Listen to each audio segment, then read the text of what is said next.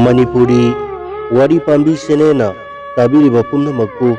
mausagum amuhana taramna oksari ngasi mayamgidamakta wari masa amakhaktang uduna laksari aikoida thabirakpa wari masa sigi maming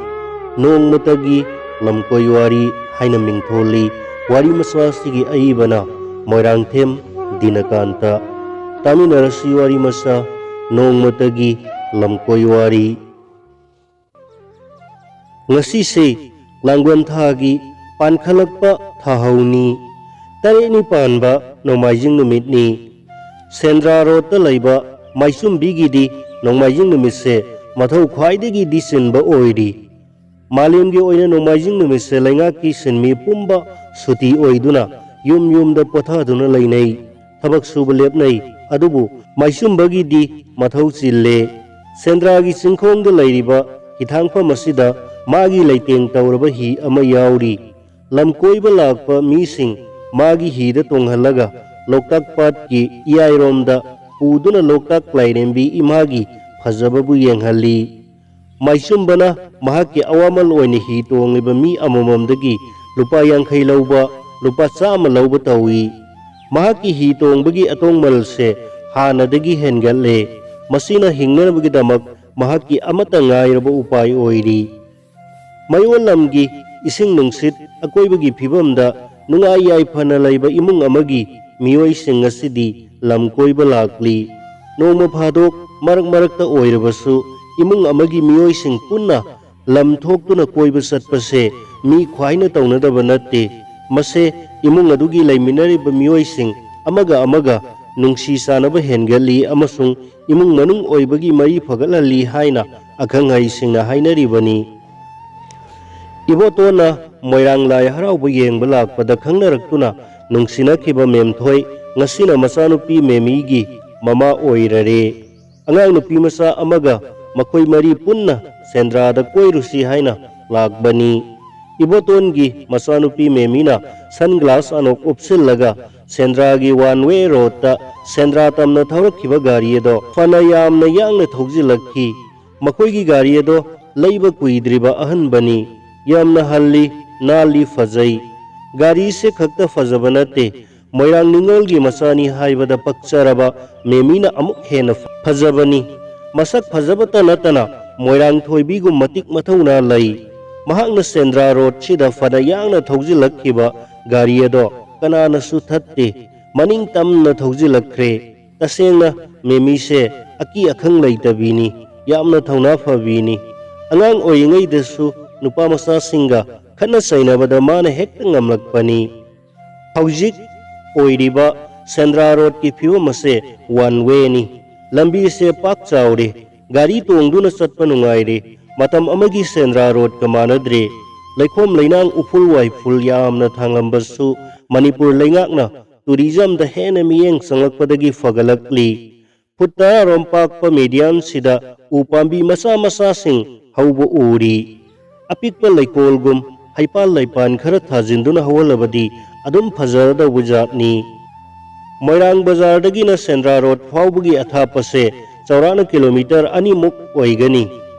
moirangi Sendra Road singu thangjing laina thogjan biduna moirang Sendra Road pu mapung phan bibo oisunu thaunijari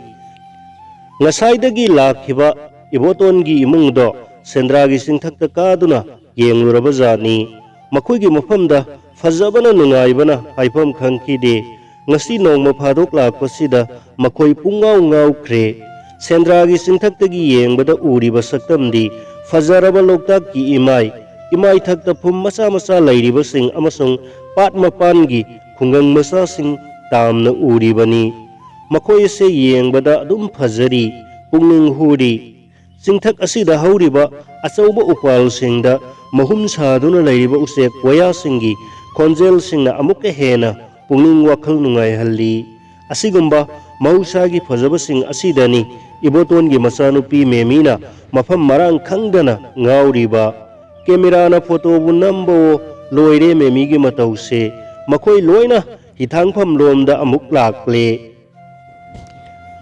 maisumba magi hiyadu da famduna mi lakpa ngaiduna lairibani ibotona ibungogi hirasibo माइसुम्बना ओजा अईगिनी से ओजा होय मयामना तोंगबीबा यारे असी हाइदुना माइसुम्बा मबुकनिंग खरा हराउजै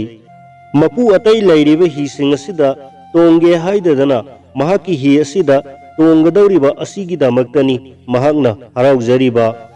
फरे फरे इबुंगो नंगी सिदा ओइना तोंगबा तारे अखोय इमुंग अमगी मी ngaktani अतोपा अमत्त नत्ते लागलिसे इबोतोनगी मचानुपी मेमीना पाबुंग अखोय मागी हि सिदा तोंगलिसे हाइरो अइदि असोमदा लैबा हि सिदा ओइना तोंगलिसे हाइरगा मसीगी लैसाबी सि ममित यामख्रेदा मसकपुदी फजै सि हाइदुना माइसुम्बना मसिंदा मुरुम मुरुम सोली अदुगा मु हाइरई अखोय लैरिबा हिसिंगसे चप मानबने अमना अमा यांगबा हेनबा नते पालिबा इंजिन सिंगसे हॉर्स पावर चप मानै इबुंगो नसल सिदा खंगदना तौरीनी अखोय इबुंगोगी हि सिदा ओइना तोंगनीदा हाइदुना मखोय माइसुम्बगी हिदा तोंगमिनख्रे इंजिन दो ngangkhatuna loktak pat ki iairom da maisumbana hi ado thauba horakle maisumbagi hi si hi anina khabak laktuna phampak semduna mi tararom di ikom komna tongba chalami hi gi matai sing ado khajinduna mathakta nongju nungsa ngakthokna na bakupli hi gi manung da sauki khara su thaduna masa khara nana semjabani isingi mafam khara da maisumbana hi ado hondorakle Loktak पाट की फजबा मसक सिंग उरई इमाई थक्ता उचेक संगु संगु पाइरी मखोई मसेल सिकनाबा मसाना फुजिनबा तौई तापी सिंगांग हौबा हुमदी मरक्ता चक्तारंबा उचेक संगु अमसु खंगौदना हेक्ता लोकताक इयाई थक्ता पाइखलई असिगुम्बा मौसागी फजबा सिंगसे उरुबदा इबोतोनगी मचानुपी मेमीसु मपुंगनिंग इरांग लांगी महकी camera photo काप लेपते थवाई ताना पंकाप copy माइसुम्बना थंबाल हौबा माइकैरोमदा मागी हियदो ममाई लैरक्तुना अमुक थौजिलक्ले माइसुम्बना दी लमकोइबा लाक्पा मिसिंगी मपुकनिंग इरांगसे फजना खंगी मतम मतमगी ओइना तोंगान तोंगान मफमसिंगदगी लाखिबा मियोई कया मागी हियसिदा तोंगख्रे सक्सु खेनरबसु लमकोइबा लाक्लिबा मिसिंगना लोकताक पाट येंगनिंगबगी अपामबदुसु खंगलमी हि तोंगलिबा मिसिंगना चनिंग चनिंगबा मफमदा चटलबदी माइसुम्बगी अवामलसु खरा हेना लौई मखोइना तोंगलिबा हि अदो थंबाल हौबा माइकैरोमदा असुम थौजिलक्तुना इनक नकनरे इबोतोना मागी नुपी मेमथोइदा हाय ममा थंबाल से ओंतोकना फजना सातख्रे खरा हेखिसिने इबोतोनगी नुपी मेमथोइना होय यामना फजै मखोय बा खरा हेक्सी अदो मखोय बादी हेकपिरुनुको इबुंगो सिदा ओइना हेगलसी मचानुपी मेमीना हाइरई पाबुंग असोमदा मुक्ति येंगलाओ फोटो नमलकेबा एरा मसीदी फोटोदा हेक ngaurदना इमा सु संगसिलो पाबुंगी मनाक्ता ममा नंग सु लाउने नचानुपीना photo नमगे हाइरिबसिना मौसिने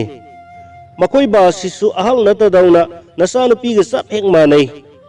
mama मपागा पुन्ना लेपलिङैदा मेमीना photo नमख्रे फोटोगी mummy मनुंगदा कोइराउनबा थंबालगी थमनासिंग अमसुंग असातपा थंबालसिंगसु मेमीना हाइसिंगना same सादुना याहोल्ले मेमीगी Mopa इबोतोना माइसुम्बदा येंगलगा मचानुपी मेमीदा हाय ननाक्ता लैरिबा इबुंगोदुसु फोटो नंबियुने हयेंवाई निंगसिंग खुदम ओइहौनबा महाकना अखोइगी थंबालसु हेकपिदोइने पाबुंग मादी वासु अमता ngángde अखोइबु पाची येंगबा पुबिरक्लगा माइसुम्बना इसम समना हाइरई अइदी हिगी मायोन चुम्बने अइगी मिंगसु माइसुम्बा कवे माइसुम्बना हाइदोरकपदा मयाम वा वा नोई इबुंगो माइसुम्बा नंगी हिसि तोंगबा नुंगाइने पाबुंग मयामनदी नुंगाइ हाइनदी पंगहाइदा हाइबिरे अइसु मयामगी नुंगाइनबा तौबसे इथौदांग ओइरे मियामगी नुंगाइ याइफनबा खंजबा माइसुम्बगी वाखलोनसिदा मेमीगी पुकनिंग सिंसिनख्रे मेमीना मसागी मथौदा पुकनिंग चंगबा मिसिंगबु यामना थागल्ली अइदी असिगुम्बा मिसिंगबु यामना कलई यामना पामजै तमजनिंगाइनी खल्ली ngasi मखोइना लम कोइबा लाकपा नुमितसे मेमीगी मफमददी माइसुम्बगी चमलबा मतौ वाही वाता सिंग अमसुंग मौसागी फजबा सिंगना उमसुम सुमहत्ख्रे मखोइगी मरक्ता नुपी मचा अमा यावरक्लिबा असिना मेमीगी मबुंगी मचानुपी असनबीनी इचनबीबु मेमीना माइसुम्बगी मनाक्ता फमंदुना फोटो कापी तालक असिदा इबोतोना अमुक मचानुपी मेमीदगी कैमेरा दो लौरगा mama मेमथोइने मचानुपी मेमीने मसुनुपी इचनबीगा माइसुम्बगा मखोय pull-up photo copy इबोतोना नखोयगी photo काप लोइरबनीना माइसुम्बा आइगा अमुक कामिनगे हाइदुना मचानुपीदा कैमेरा दो पीरगा इबोतोना माइसुम्बगा लेमिनख्रे हंदकी मिकुपसिमदी माइसुम्बसु यामना हराउनुंगाई मिनख्रे फोटो काप लोइख्रबा मतुंगदा माइसुम्बना थंबाल असातपा पोमसानाबा तरुक तरेटमुक मेमी होइगिदमक हेकपीरे पाट की फजबा येंगलुरबनीना हिथांगफम लोमदा अमुक हलक्ले अदुना इबोतोना माइसुम्बगी मनाक्ता चंगसिनदुना वारी सारखी इबुंगो माइसुम्बा नंगी ही होनबगी सिनफमसे कयाम कुइरे तौरकपा पाबुंग अखोई बाबाना तंबीरंबनी याम कुइद्री अगी सिनफमसे इबोतोना मथवाई खरदी नुंगाइखिदे ओ नोई बाबा लैत्रबा ओइरेको खोई बाबा लैखिद्रे कुइद्री लैखिदबा हंदकी लांगबन तरपन असिददी लाइद चांगलुक खरा कटके खंजरी ओ इबुंगो माइसुम्बा फै फै इपा इपु निंगबा हाइबसे महै चाइ निंगबा थोंगी हाइबनी